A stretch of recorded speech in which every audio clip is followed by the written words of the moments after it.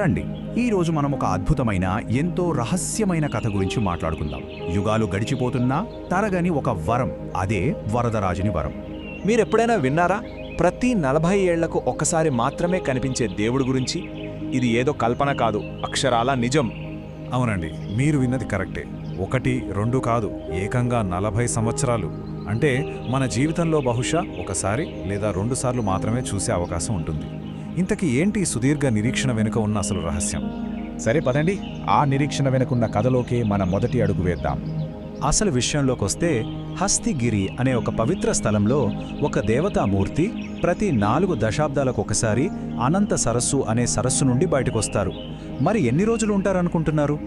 కేవలం 48 రోజులు. ఆ తర్వాత మళ్ళీ నీటి లోపలికి వెళ్ళిపోతారు. కానీ అసలు ఎందుకిలా? ఒకసారి ఆలోచించండి. ఒక దేవుడు 40 ఏళ్ల పాటు నీటి అడుగున ఎందుకుండాలి? ఈ ఆచారం వెనుక ఏదో పెద్ద కథే ఉంది. అది విశ్వంతో, కాలంతో ముడిపడి ఉంది. ఆ కాలాన్ని, ఆ విశ్వ రహస్యాన్ని అర్థం చేసుకోవాలంటే మనం యుగాల ప్రవాహంలోకి వెళ్లాల్సిందే. మనందరికీ తెలిసిందే కదా, హిందూ ధర్మంలో కాలం అనేది ఒక గీతలా సాగిపోదు, అదొక చక్రం. ధర్మం సంపూర్ణంగా ఉండే కృతయుగంతో మొదలవుతుంది. ఆ తర్వాత త్రేతాయుగం, ద్వాపరయుగం దాటుకుంటూ మనం ఇప్పుడున్న కలియుగానికి చేరుకుంటుంది. కానీ ఇక్కడితో ఆగిపోదు, మళ్ళీ ఈ చక్రం కొత్తగా మొదలవుతుంది.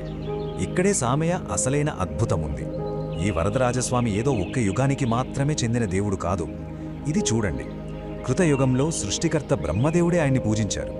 త్రేతాయుగంలో గజేంద్రుడు, ద్వాపర యుగంలో దేవతల గురువైన బృహస్పతి, ఇక ఇప్పుడు ఈ కలియుగంలో సాక్షాత్తు ఆదిశేషుడు ఆరాధిస్తున్నాడు. అంటే అర్థమేంటి? ఆయన ఉనికి కాలానికి అతీతమైనది.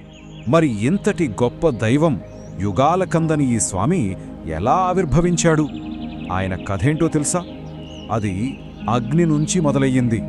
కృతయుగంలో బ్రహ్మదేవుడు లోక కళ్యాణం కోసం ఒక గొప్ప యజ్ఞం చేస్తుండగా ఆయన భక్తికి, కరుణకు ముగ్ధుడై శ్రీ వరదరాజస్వామి ఆ యజ్ఞగుండంలోని అగ్ని జ్వాలల నుంచి ప్రత్యక్షమయ్యారు.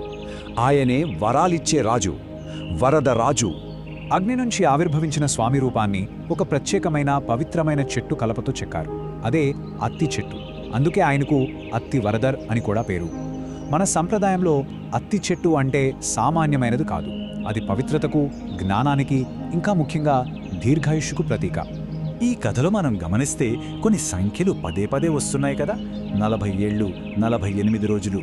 వీటి వెనుక కూడా చాలా లోతైన అర్థాలు, పవిత్రమైన సంకేతాలున్నాయి. అవేంటో చూద్దాం. సరే, మళ్ళీ ఆ 40 సంవత్సరాల దగ్గరికే వద్దాం. అసలు ఈ 40 అనే సంఖ్య ఎందుకంత ముఖ్యం? దీనికి ఒక చాలా అందమైన పోలిక ఉందండి. మామూలుగా ఒక బిడ్డ తల్లి గర్భంలో పూర్తిగా రూపుదిద్దుకోవడానికి సుమారు 40 వారాలు పడుతుంది కదా. ఇక్కడ కూడా అంతే.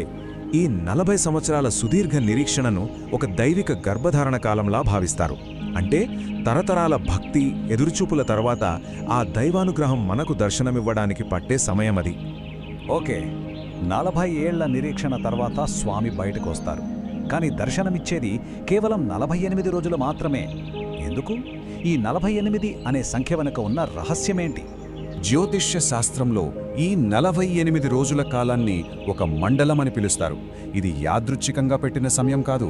ఖగోళపరంగా విశ్వంలోని గ్రహాలు, నక్షత్రాలు అన్నీ ఒక పరిపూర్ణమైన అమరికలోకి వచ్చే అత్యంత శక్తివంతమైన సమయం ఇది. అంతరిక్షంలో ఈ అమరిక అంటే ఏంటో తెలుసా? మనకున్న 27 నక్షత్రాలు, నవగ్రహాలు అంటే 9 గ్రహాలు, ఇంకా 12 రాశులు, ఇవన్నీ కలిసి ఒక అద్భుతమైన సామరస్యంలోకి వస్తాయన్నమాట. అందుకే ఈ 48 రోజులు దైవంతో మనసును లగ్నం చేయడానికి ఇంతకంటే మంచి సమయం ఉండదని నమ్ముతారు. సరే, ఇప్పటిదాకా మనం ఈ కథలోని అన్ని భాగాల గురించి మాట్లాడుకున్నాం. ఇప్పుడు వీటన్నిటినీ కలిపి చూస్తే మనకు అందే ఆ శాశ్వతమైన వరమేంటి? రూపాలు మారొచ్చు. ఈరోజు అత్తి చెక్కతో చేసిన విగ్రహం కావచ్చు, రేపు మరో రూపం కావచ్చు. యుగాలు కూడా గడిచిపోతాయి. కానీ ఆ వరదరాజ రూపంలో మనకు కనిపించే ఆ దైవిక కరుణ, ఆ ప్రేమ మాత్రం ఎప్పటికీ మారదు. అది నిత్యం, సత్యం, శాశ్వతం. ఈ ఒక్క వాక్యం చాలు ఈ మొత్తం కథ సారాంశాన్ని చెప్పడానికి. అగ్నిలో ప్రత్యక్షమవుతాడు, నీటిలో విశ్రాంతి తీసుకుంటాడు, కానీ హృదయాలలో నివసిస్తాడు. ఆయన భౌతిక రూపం అగ్నిలో పుట్టి నీటిలో విశ్రాంతి తీసుకున్న ఆయన అసలైన శాశ్వతమైన నివాసం మన భక్తుల హృదయాలే. అంటే చివరిగా మనం అర్థం చేసుకోవాల్సింది ఏంటి? యుగాలు మారినా, తరాలు మారినా, మన చుట్టూ ఉన్న ప్రపంచం తలక్రిందులైనా ఆ దైవిక కరుణ అనేది ఎప్పటికీ తరగని ఒక వరంలా మన కోసం వేచి ఉంటుందనేదే కదా ఈ అద్భుతం వెనుకున్న అసలైన సందేశం. ఈ ఆలోచనతో ఈనాటి మన విశ్లేషణను ముగిద్దాం.